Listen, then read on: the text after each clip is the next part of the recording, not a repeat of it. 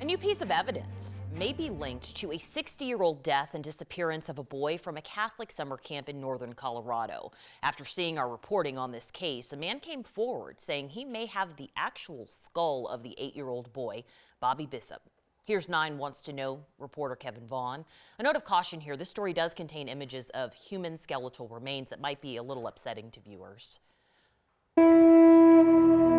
A documentary about a decades-old mystery. The disappearance of a 10-year-old boy from a Catholic summer camp. The man watching it realized a brown paper bag in his basement could hold the key to solving it, to finally learning what really happened to Bobby Bizup. Poor Bobby, he needs justice. Harriet Dudich was Bobby's cousin. Laid to rest and rest in peace. It's sad. Bobby vanished from Camp St. Malo in 1958. Among the last people to see him was a counselor who molested kids, one of 3 camp counselors recently named as clergy child sex abusers. It was such a shock. It's still a shock to me. A bone and a scrap of clothing found a year after Bobby went missing. We spent a day or two searching. Led park rangers to more remains on Mount Meeker. And we were able to come up with almost all of his remains except his skull. The story told publicly was that Bobby simply got lost and died in the elements.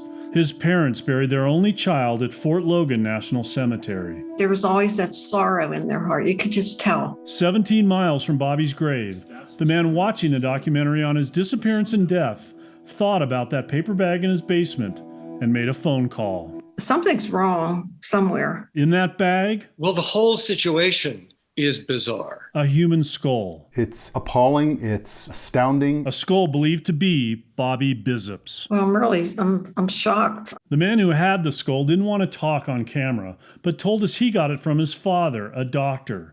The man's dad never told him anything more than that the skull may be that of a boy who vanished at Camp St. Malo. How his dad obtained it is another mystery. One that starts with Father Richard Heister, who ran the camp when Bobby vanished. No one knows where the skull was found or when, but it makes sense to federal investigators that Father Heister had it. What doesn't make sense is that he didn't call the authorities after it was found, or even Bobby's parents. It's very disturbing to me to think that. I mean, even more disturbing for his nephew. Investigators believe Father Heister gave the skull to the doctor, a longtime friend. I can't fathom the reason. There must have been one, obviously, but I can't fathom what it would have been. Why didn't he turn it over to authorities? And why did he give it to this other doctor? I mean, that's doesn't make any sense to me. The doctor died in 1980. His son kept the skull all these years. Staggers the imagination that a religious organization like the Catholic Church or a portion of the Catholic Church would act in such a fashion. Last year, longtime prosecutor Rich Orman found the evidence amassed by 9 Wants to Know troubling.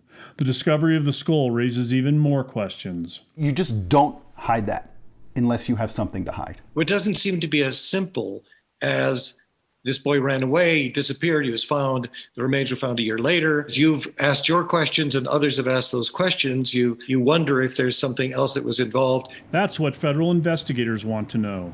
They exhumed the boy's remains for a DNA test to make sure the skull is his, and hope to eventually figure out what really happened to Bobby Bizup. The body was recently exhumed. The DNA test is still pending. Investigators from the National Park Service and the FBI want to hear from anyone who knows anything about this case. There's a hotline set up for tips, and we have that number on our website.